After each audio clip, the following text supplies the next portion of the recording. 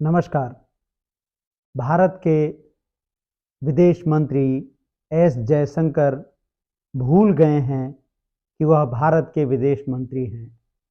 उन्होंने अवैध भारतीय प्रवासियों को भारत भेजे जाने में जिस तरह से अमेरिका का बचाव किया, उससे एक दुविधा भारतीय नागरिकों के सामने आ गई कि क्या वह भारत के विदेश मंत्री हैं, उसी भारत के विदेश मंत्री हैं जिसके प्रधानमंत्री नरेंद्र मोदी हैं, जहां रात दिन हिंदुओं को जगाए जाने का आह्वान किया जा रहा था, जहां हिंदू सरकार का आह्वान इतना प्रचंड है कि उसके लिए चुनाव से पहले संविधान को हटाने का नारा बुलंद कर लिया जाता है।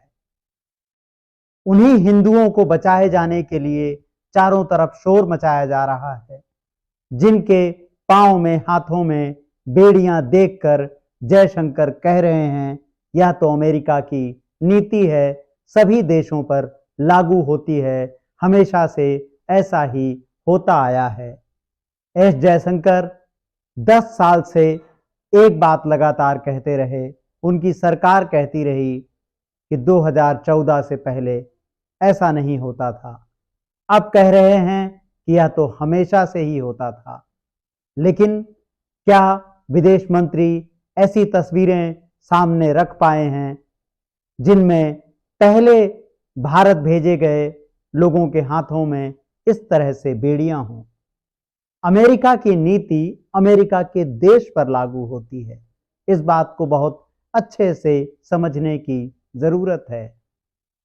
अवैध रूप से अमेरिका पहुंचे लोगों को अमेरिका के पास यह अधिकार है कि वह उनके मूल देशों में भेज दे, लेकिन जब वह नागरिक भारत पहुंच जाते हैं तो वहां अमेरिका की नीति लागू नहीं होती। सोशल मीडिया पर झूठ जिस तरह फैलाया जाता है, वैसे में सच हमेशा ही पीछे छूट जाता है। सच को देखना है तो कोलंबिया की खबरें पढ़िए, देखिए गुस्तावो पेट्रो ने किस तरह अमेरिका को दो टूक शब्दों में कह दिया, हम अपने नागरिकों को इस तरह से भेजा जाना स्वीकार नहीं करते, यह गरिमा के विरुद्ध है, यह मानवीय स्वतंत्रता के विरुद्ध है, अपमानजनक है। कोलंबिया बहुत छोटा देश है, उसकी अर्थव्यवस्था की भारत की अर्थव्यवस्था से कोई तुलना ही नहीं की जा सकती। तो कोलंबिया ने अपने विमान भेजे और अपने विमानों में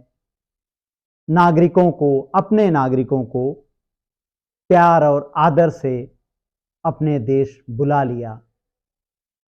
आपने वह तस्वीर देखी होगी जो आजकल लगातार चर्चा में है, जहां प्लेन के भीतर जाकर कोलंबिया के राष्ट्रपति गुस्तावो नागरिकों का अभिवादन कर रहे हैं, उनका स्वागत कर रहे हैं।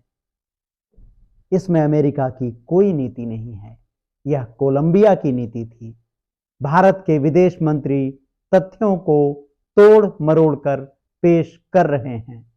वह जानते हैं कि भारत का मीडिया सवाल नहीं पूछता।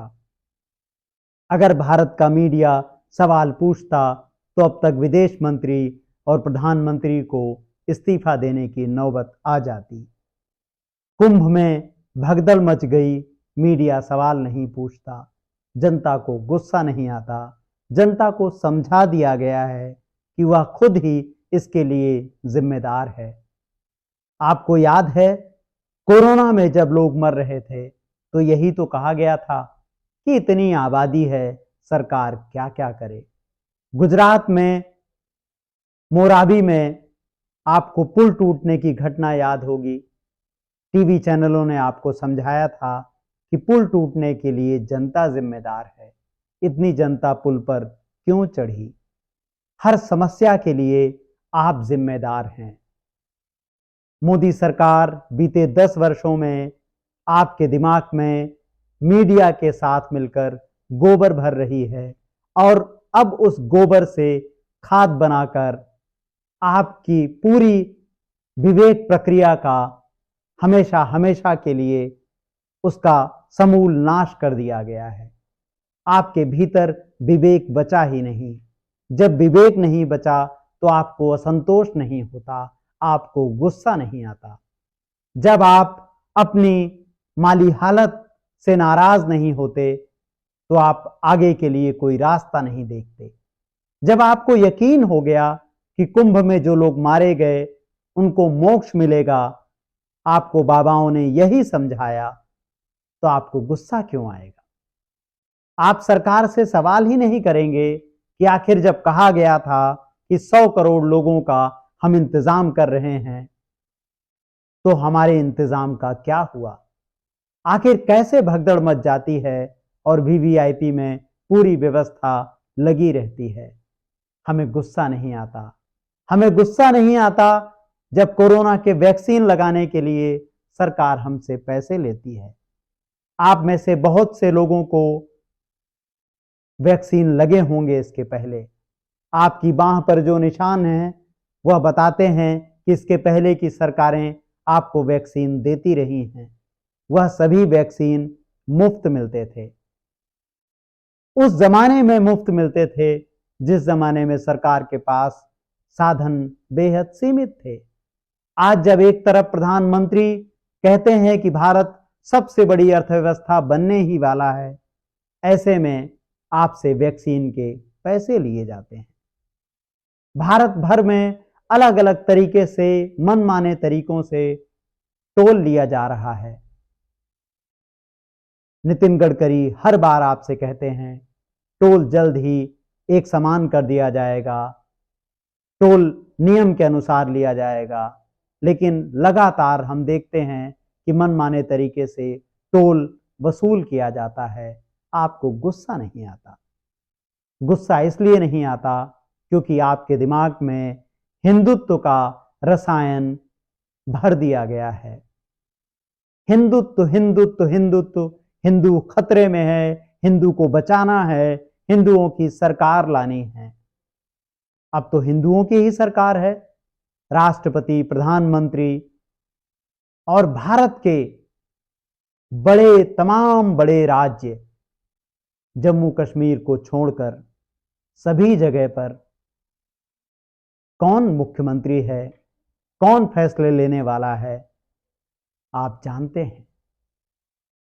जब चारों ओर हिंदू ही फैसले ले रहे हैं, तो आखिर हिंदू कहां भगदड़ों में मारे जा रहे हैं, कहां वैक्सीन लगाने के लिए पैसे दे रहे हैं, कहां कुंभ में बुलाए जाने के बावजूद मारे जा रहे हैं। एक तरफ मोदी सरकार कहती है कि बांग्लादेश और पाकिस्तान में जो हिंदू फंसे हैं, जो मुश्किल में हैं, उनको भारत लाने पर नागरिकता दी जाएगी, उनका ख्याल रखा जाएगा।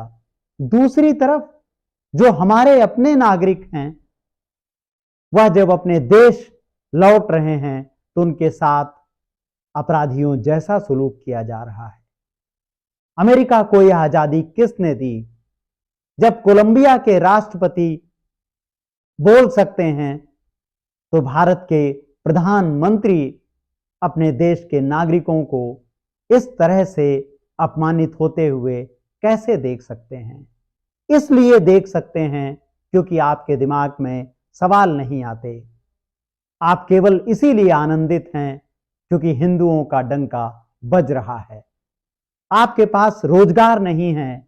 80 करोड़ लोग देश में 2 वक्त के राशन के लिए सरकार की कृपा पर निर्भर हैं। सरकार बड़े बड़े विज्ञापन कर रही है, 80 करोड़ लोगों को हम राशन दे रहे हैं। जिस देश में 140 करोड़ में से 80 करोड़ लोगों को सरकार राशन दे रही है, नौकरी नहीं दे रही, रोजगार नहीं दे रही, वह फिर भी खुश हैं। हिंदू खुश हैं क्योंकि हिंदू प्रधानमंत्री हैं, क्योंकि हिंदू सरकार है। अगर हिंदुओं की खुशी का यही पैमाना है तो आपको यह तस्वीरें मुबारक हों। अपने ही नागरिकों को इस तरह अपराधियों की तरह घिसटते हुए देखकर, दुर्व्यवहार का शिकार होते हुए देखकर, अगर आप के दिमाग में सवाल नहीं आते अगर आपका ब्लड सर्कुलेशन प्रभावित नहीं होता तो यह मान लेना चाहिए कि सरकार ने आपके दिमाग पर कब्जा कर लिया है और आपको किसी न्यूरोसर्जन को दिखाना चाहिए। करोड़ों करोड़ों लोग चुप हैं, खुश हैं। किस बात से खुश हैं उनको नहीं पता। यही तो धर्मांधता है। आपको धार्मिक होना है। भारत करोड़ों वर्षों से धार्मिक देश है, तो आप धार्मिक रहिए, लेकिन धर्मांध मत बनिए। जब जब जनता धर्मांध होती है, सरकार तानाशाह हो जाती है। लोकतंत्र, संविधान और नागरिक चेतना पर हमारे वीडियोस को लाइक कीजिए, सब्सक्राइब कीजिए, हमें ज्वाइन कीजिए, आर्थिक रूप से हमारा सहयोग कीजिए। आपके सहयोग के बिना हम अपना सफर जारी नहीं रख पाएंगे। नमस्कार।